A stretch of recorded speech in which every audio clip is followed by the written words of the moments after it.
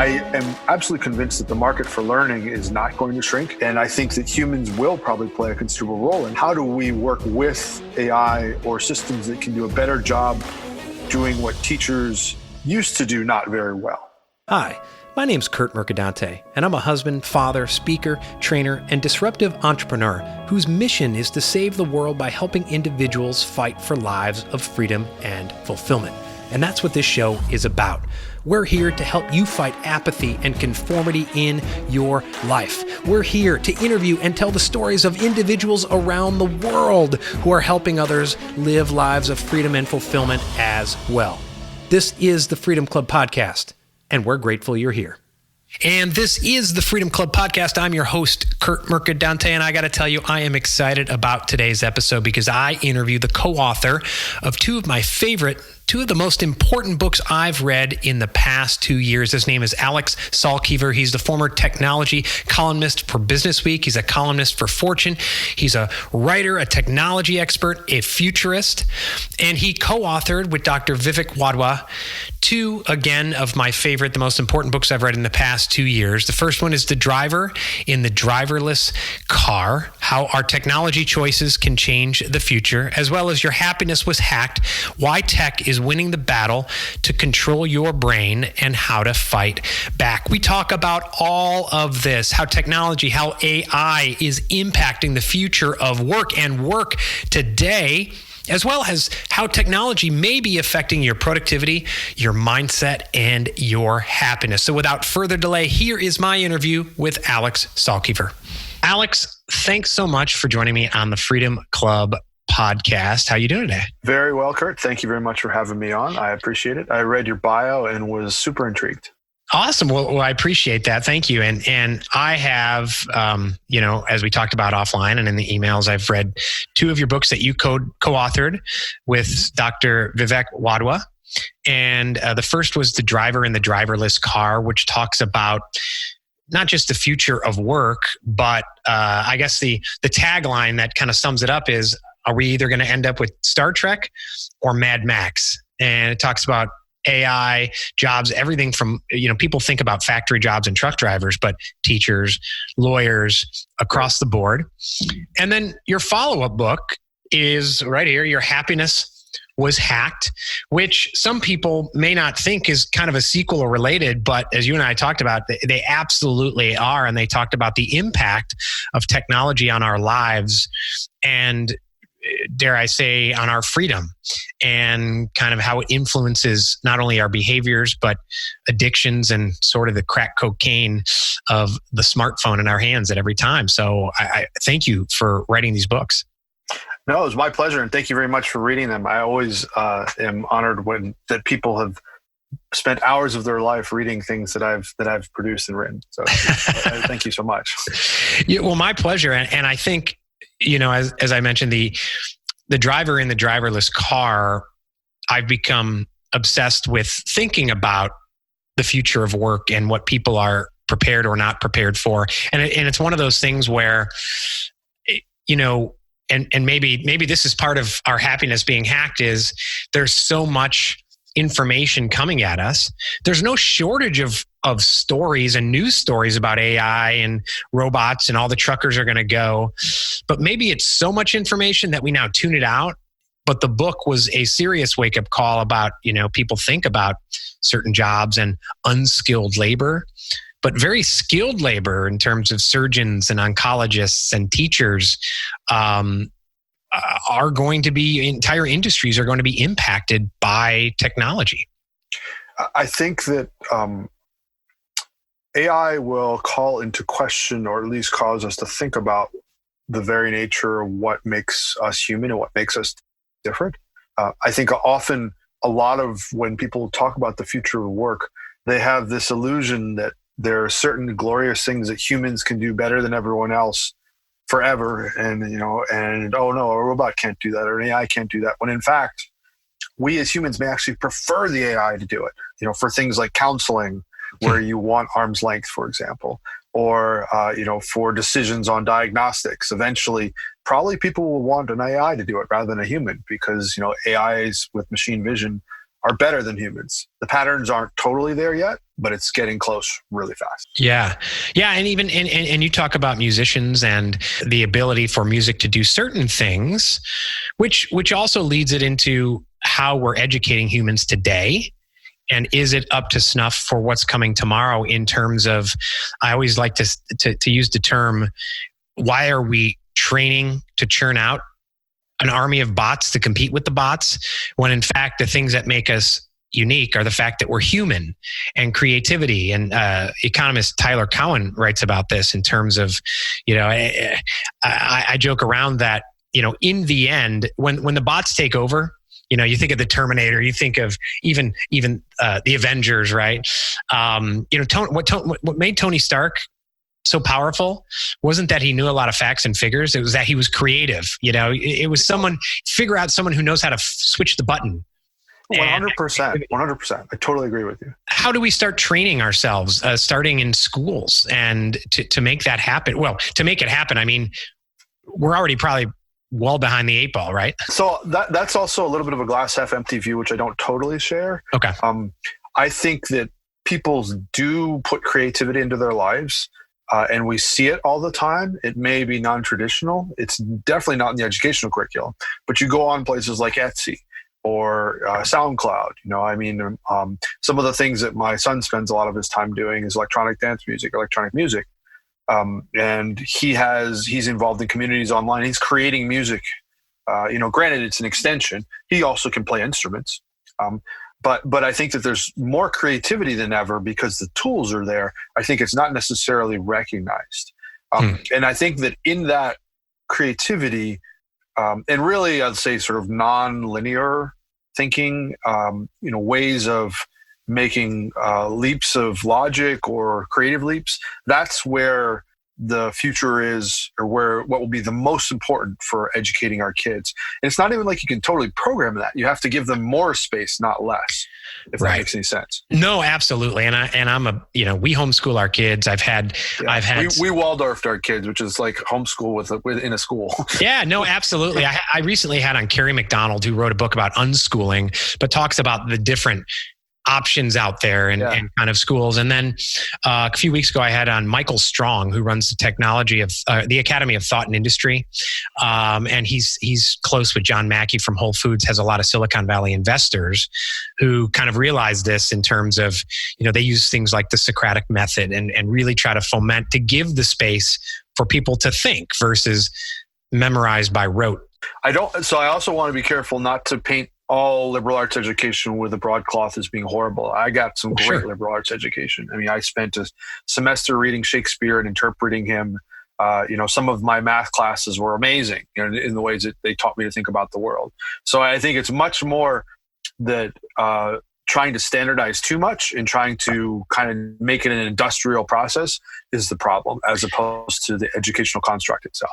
No, absolutely. And that's what, Michael Strong does. I mean, the Socratic method, they read the classics together, they read Shakespeare, and then they discuss it versus memorize line 4, memorize, it wrote and teach to the test. And it's interesting in that, listen, I'm a former Chamber of Commerce person, right? And a lot of people don't realize that the Chamber of Commerce is a trade association of businesses who want their self-interest to, and that's not saying they're bad. You just have to realize that it's not the chamber of free market. It's not necessarily the chamber of innovation. It's the chamber of people they represent or companies they represent. And a lot of times, you even hear the local chamber will come out with the list of all the professions that are going to be in demand in 5 and 10 years. And we have to craft everything to that. And we have to standardize our schooling system to that. And we have to construct everything around that. And when you look at some of the jobs they say are going to be around in 5 or 10 years, it's because they don't exist today.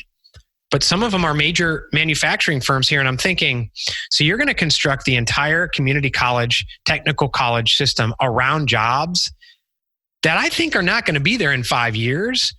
And so people have to step back and think, all right, where is the source of this data coming from? And do some first principles reasoning and kind of ask these questions of, like you said, liberal arts education. I totally agree with you in the ability to think for yourself and come up with those and creatively think and problem solve is so important versus I'm going to learn how to weld because the Chamber of Commerce says that's the future of work in this town. I just don't.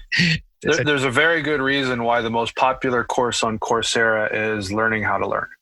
And I think that's just because people intuitively understand exactly what you're saying.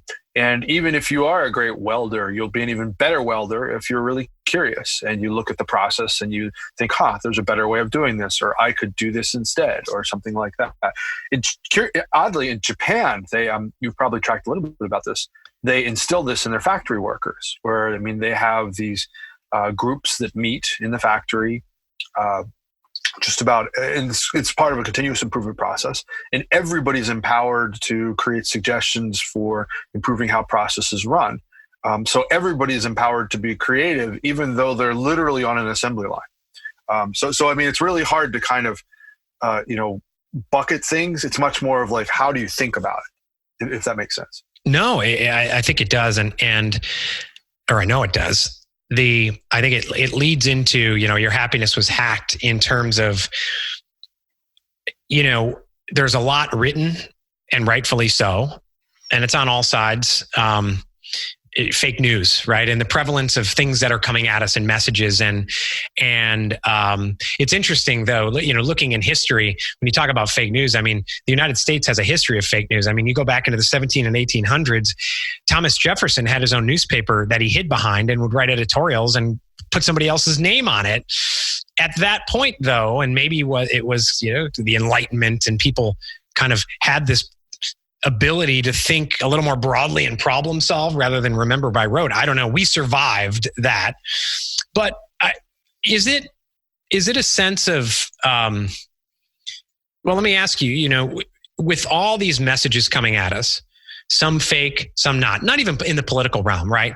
Today, I'll read a story that if you eat a steak a week, you're going to die. And then tomorrow I'll read another study that if you don't eat steak once a week, you're going to die. And how, and maybe this is part of the education in being able to creatively think and problem solve. How is that affecting our ability to deal with what's coming at us in the future? In addition to, as you write about in your happiness was hacked, how is it hacking our happiness now with, there is the paradox of choice, and we have so many choices, and that's an issue. But when some of the choices we're being provided with are fake. So I think to the point about freedom, which you talk about quite a bit, of course, an interesting paradox that I find, which I think a lot of people have talked about, I'm certainly not the first to talk about it, is that often you find freedom in rules. So by creating simple rules, you often set yourself free from the noise, set yourself free from thinking about all of these other things. Because almost never over the past, 60 years, 100 years or whatever, has there been some kind of scientific breakthrough that's basically said, steak will kill you, even though people have been eating it for the rest, for the past whatever. Right. Michael Pollan was absolutely spot on. Not about technology, but eat food, not too much, mostly plants. Very simple. It's not rocket science, and none of this actually has to be rocket science. It's the same thing with, as this media comes at you, learning how to take it all with a grain of salt, every single bit of it. I think is really helpful. Even when you're facing pretty extreme stuff online. And eventually we will be facing completely fake things online. Having the mental distance and being able to frame all of these things as really something that probably isn't that relevant, probably isn't that important, probably should be put in its place. Now, don't get me wrong, like World War II, when we're facing something like Hitler, yes, very serious, horrible problems. Or when you're dealing with North Korea, so there are extremes, but this constant barrage of articles, like you said, about steak, or maybe it's keto diets, or maybe it's kale. I don't know. Right. Or do you drink? Do you don't drink? I don't know. Is coffee good for you? Some studies say you should drink 6 cups a day. Others say not at all. Yeah. So my mental framework for this and many other things in life is, a little bit, not too much. And just, you should be able to tell when it's too much because it starts to change the way you think and feel in ways that you don't like. And that's kind of a critical part of self-awareness. And don't get me wrong, I'm not totally into mindfulness. I think mindfulness is useful and helpful, but it's not the end all be all. But being able to remove yourself from yourself and look down and ask these questions like we did in, both in Your Happiness Was Hacked and in Driving the Driverless, and answer those questions. And that gives you the freedom to try to construct the life that you want and to try to control your mind. I love what you said about, rules can help create freedom, and, you have order and chaos, and, you look in history, right? If anarchy breeds too much chaos and you have no freedom. Too much order, tyrannical regimes, fascism, communism, whatever. All right, that's bad. It's that line in the middle. And in your personal life, some people require a little more chaos. Some people require a little more order. But when you have clear guardrails, then you're free to operate in the middle. And, some of the questions you mentioned in the driver and the driverless car, how do you determine what technology or how it is good or bad? You asked, does it have the potential to benefit everyone equally? What are the risks and rewards? And does it foster autonomy and independence? And it dawned on me as I was writing my notes last night that those are three questions you could kind of ask yourself about most activities in your life, aren't they? And there probably are answers on both sides that are very valid for almost everything you do. It's much more about the act of thinking and being conscious and really understanding what's going on as opposed to just going along for the ride. So we talked about AI and technology impacting the future of work and careers and all that.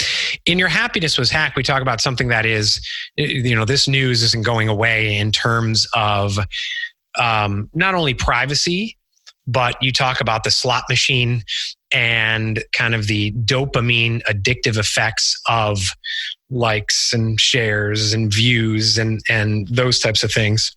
One thing I'd love to delve into, because I think it not only affects productivity, but it affects, I think a key to freedom and fulfillment is getting into a state of flow as much as you can. And you talk about the state of flow and the amount of, I've seen really, I was at a startup accelerator in Cairo last year and everyone just kind of chatting over lunch. There was an argument about whether or not multitasking is a thing. And I said, there's some studies. I think I saw one study that multitasking on a regular basis lowers IQ points, or it's the equivalent of drinking a 6-pack of beer or whatever, and how it's not really multitasking. It's a stop, start, stop, start, stop, start. And you write Gloria Marks with UC Irvine, her studies find that we're on average interrupted from what we're doing every 10.5 minutes, which prevents us from getting in a deep work state and into a state of flow. And you have some personal experience about how that as a writer has impacted your state of flow. Very much so. And I want to, a way that I try to think about this is actually from Paul Graham of Y Combinator. And he talks about creator days. So it's impossible not to have interactions with other people. I mean, you need to answer the emails. You probably need to answer Slack if you're in a tech company these days. The question is, how do you carve out that space so flow is possible? But in doing so, when you carve that out, how do you make it sacred so that you stick to that flow state, and so that becomes a space where you can operate and do the deep learning work, like Cal Newport. We've talked about him a little bit, I think. Do the really deep work that is actually the most valuable work. Because I can guarantee you, no company's stock valuation is going to go up, or no product is going to be innovative based on the number of Slack messages that are sent. I mean, maybe someone will come out with that, but and I'll pay them money. But even then, though, part of the problem with flow is that it's not predictable. You can have a flow state set aside, or a flow time set aside, but how can you guarantee that you are going to be in that flow? Now, the most successful creative people over time do have this kind of structure in their lives. Like Jerry Seinfeld, every day spends time writing. Most of the great writers write early in the morning or late at night, one or the other. Rarely do you have people that just sort of hopping in and out and, are very random about what they're doing. I think that the key, for me at least, is finding a job or finding a way of living that allows you to dictate your flow states. And flow states isn't just for writers. I mean, it's for anybody really. I think it's part of feeling good is having this time to think things through or do work. Now there's some jobs where, you're not going to have flow state. I mean, if you're a customer support rep, right? That's your job, is to talk to as many people as possible. If you're a sales rep, you may have a lot less time for flow state because you're supposed to be on the phone. Right. And that's just upfront part of the price of what you're doing. But I really hope that in the future, more companies try to create this flow space for people. And I know some are getting much more aggressive at it. Like, for example, Microsoft, they acquired a startup that looks at what's happening in your calendars and emails and chat, at least all in the Microsoft product. I think they can point at others. And it will tell you how many uninterrupted blocks of time you have each week. And it will start to nudge you in the direction of trying to guard your time. Because they've strongly associated lacks of uninterrupted time with lower productivity and lower team happiness. Interesting. That's fascinating. And that's a great example of technology to help create some of those guardrails, right? To have freedom in between versus others like a Facebook or... Well, part of it's the guardrails, part of it is the permission. So Microsoft has made it a policy among a lot of their managers that you will give your employees time, uninterrupted time to think and work. It comes from the top. It comes from Satya Nadella, who is a remarkable leader. If you do not have that permission, no matter what technology you have in place, it just won't work. And I think everybody listening to this has experienced the boss who says, don't worry about replying to emails on weekends that I send you. Then don't send me the email on the weekend. Just queue them up and send them out on Monday morning. I mean, this goes back, 10 years, 15 years, trying to have a conversation with someone in their office who is looking at you like this and the computer's off to the side and their eyes keep going over and you have a minute discussion. They're like, hold on. And then they come back and you can't, it would be a 5-minute discussion, but you talk about a flow state. You can't even get into a flow state or a deep state of conversation because they're constantly going and going back and forth. And it actually will make you angry because I think that's just a deep human nature. So have you experienced, I'm sure you've experienced this, you're on a phone call with someone and the cell service is kind of bad. Right. And you find yourself actually getting mad at them or mad because the cell service is bad. It's nobody's fault. But because things don't work the way you want, it makes you mad. Well, the same thing happens when you're in an office and they're checking Slack and email and you can't have a conversation. It's totally, totally negative. There's actually in the book, which you probably read, some really good research on how the presence of laptops, either open or unopened, in classrooms diminishes recall. And that Air Force Academy research. And because of that, a bunch of more forward-thinking instructors at universities are now starting to put in place a no laptops rule, or, which is equally innovative, they're solving the problem by saying, okay, we have two kinds of class sections. Right. There's a laptop section and a no laptop section. You can pick. Interesting. Yeah, it's. I love that they gave the choice and how some people probably figured out for themselves. You know what? I'm not recalling this. I'm going to go to the other side of the classroom. Yeah. Someone also told me. I had her on this podcast. She was a sales expert, and she had she has a sales workbook, and you get quarterly, and you write through it, and you go. And someone had written in to the video I put up about, why don't you have it online? Why do you actually have a physical paper workbook? And she said, because there have been studies that when you actually have a pen and you write, it triggers directly to your brain. And ever since then, I've stopped taking notes, anything. Sometimes I do it on my iPad, but I write with the pen. And just the act of writing, even if I don't go back to my notes, sticks with me more. There's a kinesthetic nature to it. I mean, it's the same deal with flashcards. Most of the flashcard world has actually flipped to this app called Quizlet, which is, I don't know if you've run into this with your kids. It's ever present. And it's super frustrating to me because in theory, it makes reinforcement learning easier. It helps kids recall stuff. But for me, I remember very, very well the act of writing down flashcards and how it helped me memorize things quickly. And still that's kind of like a dirty little secret of a lot of debaters or a lot of people with great memory capabilities is they do take the time to write things down. And I think that points to something else, which we really, I'm not surprised at, but I think that it's harder for people to think about, which is that usually there are additional layers of what's going on to any type of activity, learning, for example. I mean, at the sort of the most superficial layer, learning is absorbing symbolic knowledge and being able to either regurgitate it or discuss it.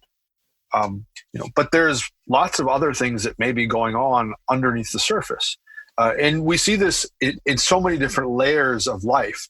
Initially, everyone thought the gene was the key to how our bodies interacted with the environment. Now they understand that epigenetics, there's a whole layer underneath that. Now they're starting to understand that gut bacteria can impact all of these things just as much as genetics. And so as you kind of peel back the layer of the onion, you see there's so much more involved. And I'm convinced that learning is precisely the same thing, and that the whole idea of like, I will type it into a keypad and that will be my recall, it's not as simple as that. When you talk about learning, and this goes back to a little bit to driver and the driverless car, and the fact that I may learn differently than you learn, and you talk about uniqueness, and we may learn differently at different points in our lives and with different subjects too. It's not like you have one learning style anyway. I mean, everybody has myriad learning styles. Yeah, right, absolutely. And I often, it's an overused example, but Thomas Edison, right? They said he had an adult brain. They took and I talk about our kids. My daughter learns much differently than my son, and if he was in school, he gets overstimulated by having 40 kids around him. He learns at a different rate, and they might terrible for boys. Full stop. Yeah, right. When they might say, "Well, you have a disorder," and she doesn't, and all that. Well, then they give him a drug. Exactly right, and they sit in the corner, you're drugged, and I think there was one study that found when it was up to teachers, up to a quarter of boys would be diagnosed with ADHD simply because they couldn't conform to that teacher's teaching style.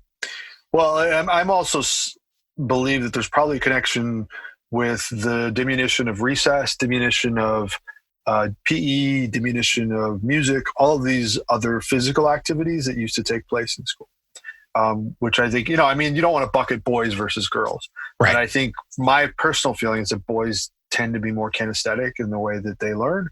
And that's, it varies. There's a whole spectrum. But it's pretty clear from the numbers that schools are not serving boys very well.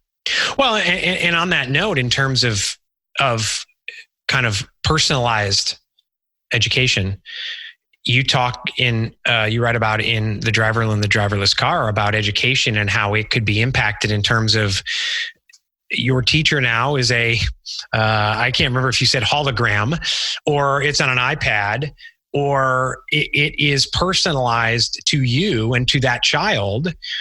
Does that help? Yes, there might be some job loss that goes along with that, but maybe not. There absolutely maybe not. I mean, and I think that kind of segues into the future of jobs around the AI stuff, which maybe that wasn't where you're going, but if you go back and look, and I think we've said this in the book, at the list of occupations 100 years ago or so, almost all of them are gone today. There are no milk delivery people. There's nobody in an elevator that's pushing a button. Farm labor used to be a significant percentage of U.S. work, and it's gone. So, I mean, these kinds of things change, and I am absolutely convinced that the market for learning is not going to shrink. And I think that humans will probably play a considerable role in it. It's just, how do we work with AI or systems that can do a better job doing what teachers used to do not very well, meaning very often broadcast knowledge en masse. Yeah, no, that's absolutely. Well, I love that. So looking at your happiness was hacked, and you talk about some of the, asking yourself questions. We talked about some questions that you put forth with AI and technology. I think it was on your Twitter account last night. I think you retweeted or you tweeted about someone was going onto an airline and they were doing facial recognition without asking permission. Yeah. And you talk about permission and you talk about, we're getting to a point where there's a big debate over Facebook or some of the major, that's a major airline you're getting on. They didn't ask you permission. Where do you think, government regulation sometimes either lags or makes the problem worse or delays certain things? Where's the happy medium in terms of where the government may have to step in, where companies do what's right, where people tune out? Although, what Steve Wozniak said, get off Facebook if you can. I would like to do that, but I also make money on Facebook. So where is that happy medium? Is it ever going to be found? No, I think it will constantly be challenging and moving. Part of what's changed is if you look at the rate of technological development and adoption curves of technology, they've gone from kind of like that to like that. So, if you think back, how long did it take TVs to penetrate the US? It was decades. How long did PCs become fairly, common? Probably 15 years. Cell phones, a decade. Alexa, 4 years. So all of these technology curves are getting steeper, and that's because the technology is getting better. It's developing faster and faster. And so that creates a very difficult burden on government, on regulations, and it forces us to sort of constantly be reevaluating. Is this right? Is this good? Is this something that should require permission? Like another article that you may have seen last week was about how several teams were building giant databases of faces doing things like pulling in a video feed off of a cafe without even telling people that's what they were doing. Wow. And there's no law for that. Hasn't been, at least to date. So I think that we're going to be in a constant state of regulation shock, I'd almost call it. And I think that that's incumbent on government to get much faster at what it does. And it's going to be very hard for government to do that. Look at the case of like Uber and Lyft. On the one hand, I think what they did is wrong. You can't just land on a city and drop a bunch of unregulated labor and people doing what they're doing, on that service, that driving service, without any kind of laws. In San Francisco, we had scooters, bikes everywhere, just stacked up. It was complete chaos. On the other hand, the changes that they've brought about are immensely positive. 5 years ago, I could not get off the ferry, go to a bike station, and take a bike to my office easily. If I wanted to get anywhere and I wanted a cab on a Friday night in San Francisco, good luck. Probably wasn't going to happen. There's this, and I think that this is going to be constantly going on. Part of what's happening as well about this is that, at least in the most sensitive industries, particularly around medicine, healthcare, the development and testing is moving offshore. So it's moving out of the US. Because in other parts of the world, governments are either more amenable to the testing or it's less regulated. Interesting. So you talk about something like somebody pulling videos off a cafe.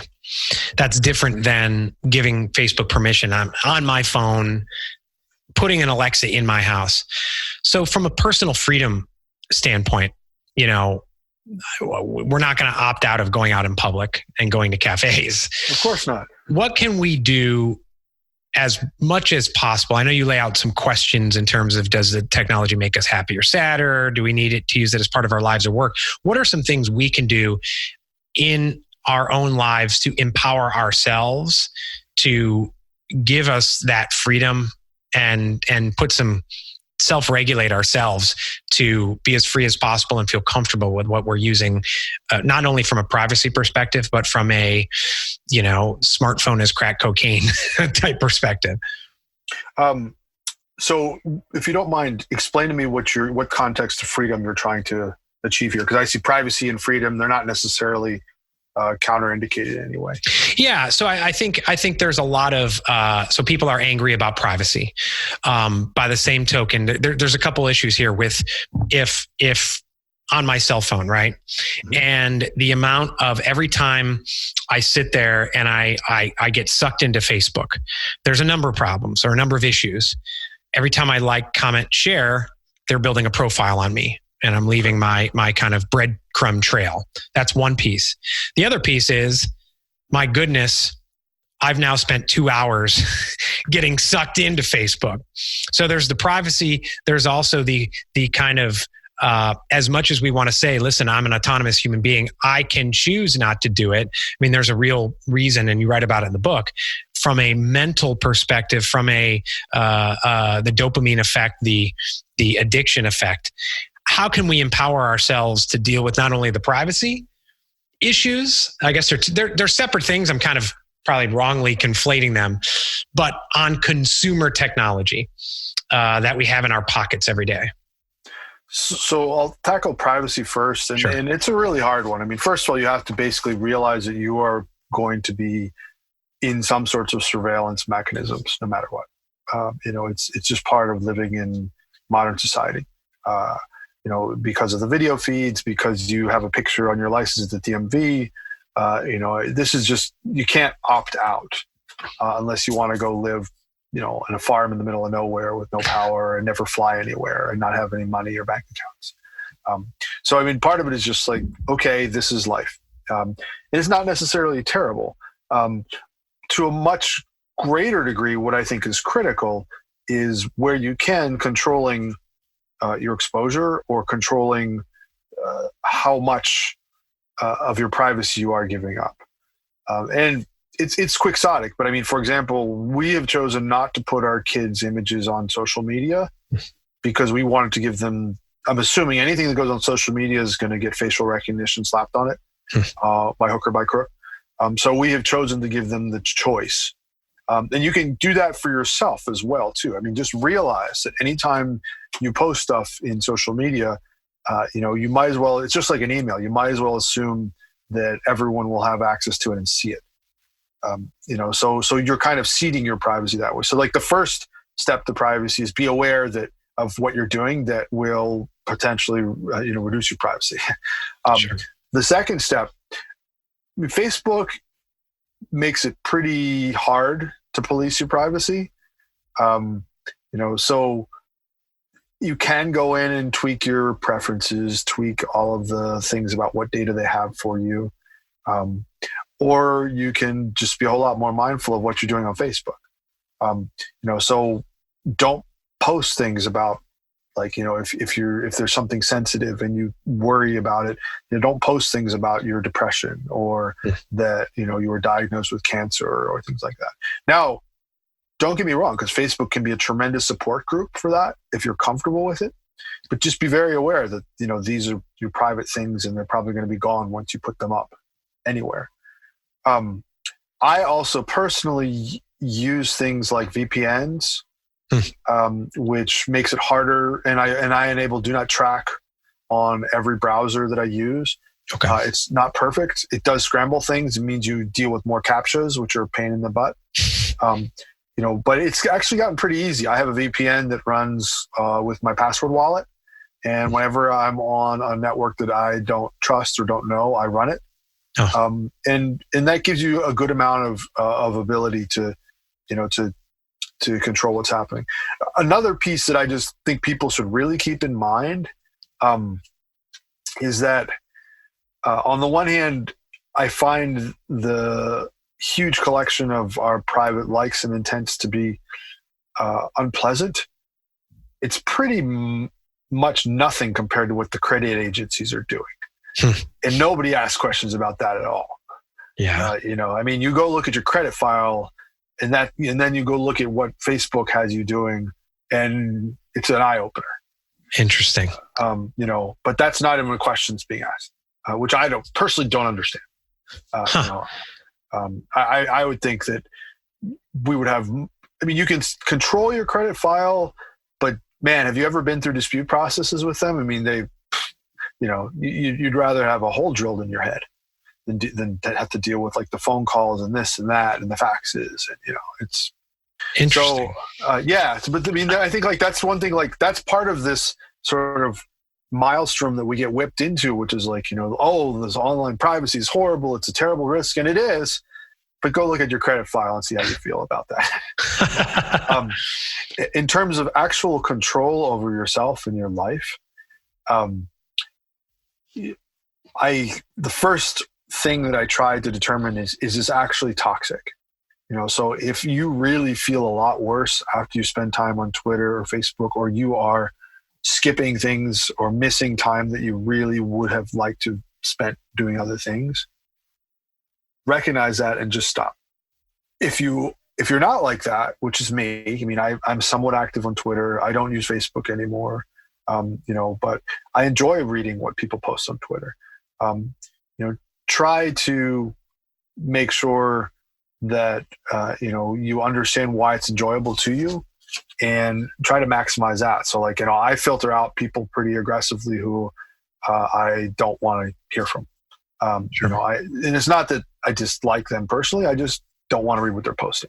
And so I think that to that extent, what I'm really talking about is controlling your environment and controlling your setting, which all goes back to this idea of freedom, and freedom to be creative, freedom to be happy, not saying put your head in the sand, but, Facebook, Twitter, all of these things, to design it so that it's something that you feel comfortable with and are happy with. Like in the book, one of the examples was a prominent venture capitalist who decided to take his social apps off his phone because he thought that he was looking at them too much on his phone.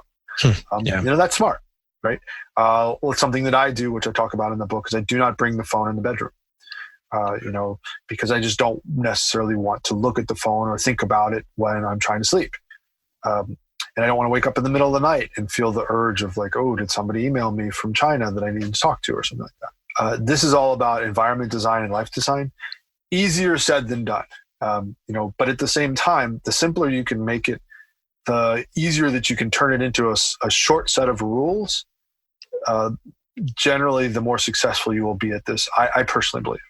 Well, Alex, I really appreciate you, as I said, writing the books and coming here on the show. I love the discussion. I think it's fascinating. This is happening as we speak. And so I think you certainly have a number of books on this topic to keep coming, more sequels as they come. And I really appreciate you being on the show. Thank you so much, Curt. I was really happy to be here. Thanks a lot, Alex.